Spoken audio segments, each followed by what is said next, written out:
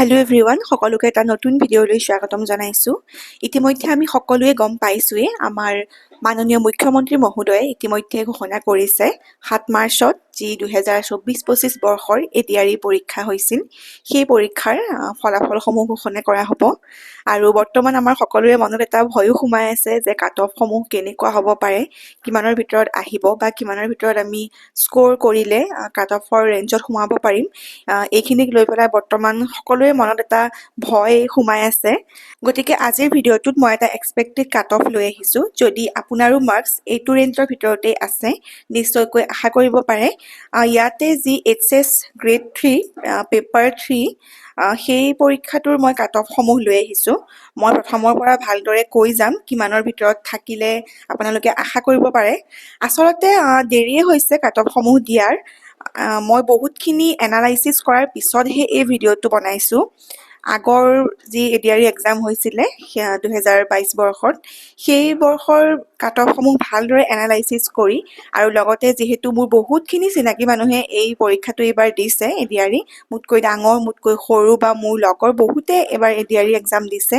গতিকে তেওঁলোকৰ লগতো কথা পাতি আৰু বহুতখিনি তেনেকুৱা এইবাৰ এডিআৰই দিয়া মানুহৰ লগত কথা পাতি মই এই কাট অফখিনি লৈ আহিছোঁ।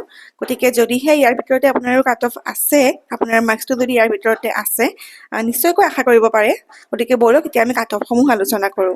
প্ৰথমতে আহিছোঁ জেনেৰেলৰ কাট অফ। 2022 বৰ্ষত আহিছিলে 123 আৰু এই বৰ্ষত 2024-25ত এক্সপেক্টেড মতে হৈছে 105 to 115। গতিকে এইটো ৰেঞ্জৰ ভিতৰত যদি আছে, নিশ্চয় আশা কৰিব পাৰে। আৰু লগতে মই HSৰ যিখিনি ছায়েন্স আছিলে সেই কাট অফো কৈ দিছোঁ। ছায়েন্সৰ আছিলে 2022ত 118 আৰু এইবাৰ 100ৰ পৰা 110, 100ৰ পৰা 110ৰ ভিতৰত যদি আছে তেন্তে আশা কৰিব পাৰে। আৰু নেক্সট আহিছোঁ এতিয়া জেনেৰেল ওমেন।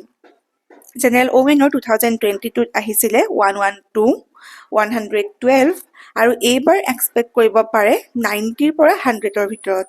আৰু লগতে HS ছায়েন্সৰ জেনেৰেল ওমেনৰ আহিছিলে 108 আৰু এইবাৰ 85 to 95ৰ ভিতৰত এক্সপেক্ট কৰিব পাৰে। এইবাৰ পিছে পোষ্টসমূহ অলপ কম আগৰ বাৰতকৈ, কিন্তু যিহেতু আগতে নিগেটিভ মাৰ্কছ নাছিলে, কিন্তু এইবাৰ নিগেটিভ মাৰ্কছ আছে, গতিকে কাট অফ বহুত বেছি বাঢ়িব বুলি আমি ক'ব নোৱাৰোঁ। এইটো ৰেঞ্জৰ ভিতৰতেই থাকিব যেন লাগিছে।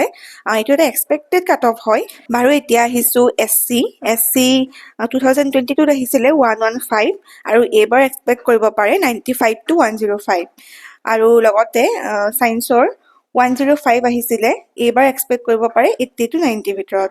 ইয়াৰ পিছত আহিছোঁ আমি SC ওমেন। SC ওমেনৰ 2022ত আহিছিলে 105, এইবাৰ এক্সপেক্ট কৰিব পাৰে 85 to 95ৰ ভিতৰত। লগতে SC ওমেন ছায়েন্স যোৱাবাৰ আহিছিলে 94, এইবাৰ 75 to 85ৰ ভিতৰত এক্সপেক্ট কৰিব পাৰে। ইয়াৰ পিছত আহিছোঁ আমি ST প্লেইনছ, যোৱাবাৰ আহিছিলে 112 আৰু এইবাৰ 80 to 90ৰ ভিতৰত এক্সপেক্ট কৰিব পাৰে। লগতে ছায়েন্সৰ 102 আহিছিলে আৰু এইবাৰ 85 to 90ৰ ভিতৰত এক্সপেক্ট কৰিব পাৰে।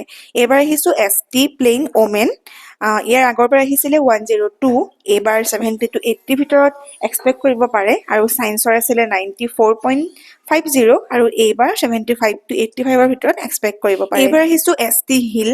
ইয়াৰ আগৰবাৰ আহিছিলে 93, এইবাৰ 75 to 85ৰ ভিতৰত এক্সপেক্ট কৰিব পাৰে। আৰু লগতে ছায়েন্সৰ খিনিৰ কাৰণে আছিলে 81, এইবাৰ 65 to 75ৰ ভিতৰত এক্সপেক্ট কৰিব পাৰে। ST হিল ওমেনৰ আছিলে 82.50, এইবাৰ 65 to 75 ধৰিব পাৰে। আৰু ছায়েন্সৰ আছিলে 75, এইবাৰ 60 to 70ৰ ভিতৰত ধৰিব পাৰে। এইবাৰ আহিছোঁ OBC আৰু MOBC লৈ। তেওঁলোকৰ আহিছিলে 117 আৰু এইবাৰ 100 to 110ৰ ভিতৰত এক্সপেক্ট কৰিব পাৰে। আৰু ছায়েন্সৰ খিনি আহিছিলে 111, এইবাৰ 95 to 105ৰ ভিতৰত এক্সপেক্ট কৰিব পাৰে। আৰু ওমেনৰ কাৰণে ইয়াৰ আগৰবাৰ আহিছিলে 106.50, এইবাৰ 90 to 100ৰ ভিতৰত এক্সপেক্ট কৰিব পাৰে। আৰু লগতে ছায়েন্সৰ খিনিৰ কাৰণে আছিলে 100.50, এইবাৰ 85 to 95ৰ ভিতৰত এক্সপেক্ট কৰিব পাৰে। এইবাৰ আহিছোঁ EWSৰ আগৰবাৰ আছিলে 115.50, এইবাৰ 100 to 105ৰ ভিতৰত এক্সপেক্ট কৰিব পাৰে। লগতে ছায়েন্সৰ খিনিৰ কাৰণে আছিলে 112.50, এইবাৰ 95 to 105ৰ ভিতৰত এক্সপেক্ট কৰিব পাৰে। এইবাৰ আহিছোঁ ওমেন EWS ওমেন, তেওঁলোকৰ আহিছিলে 103.50, এইবাৰ 90 to 100ৰ ভিতৰত এক্সপেক্ট কৰিব পাৰে। লগতে ছায়েন্সৰখিনিৰ কাৰণে আছিলে 102, এইবাৰ 90 to 100ৰ ভিতৰত এক্সপেক্ট কৰিব পাৰে। এইবাৰ আহিছোঁ ফিজিকেলি হেণ্ডিকেপ, তেওঁলোকৰ কাৰণে আছিলে 96, এইবাৰ 80 to 90ৰ ভিতৰত এক্সপেক্ট কৰিব পাৰে। আৰু ছায়েন্সৰ আছিলে 82, এইবাৰ 70 to 80ৰ ভিতৰত থাকিব লাগে। আৰু শেষত এক্স ছাৰ্ভিচমেন, তেওঁলোকৰ আছিলে 84, এইবাৰ 75 to 85ৰ ভিতৰত থাকিব পাৰে।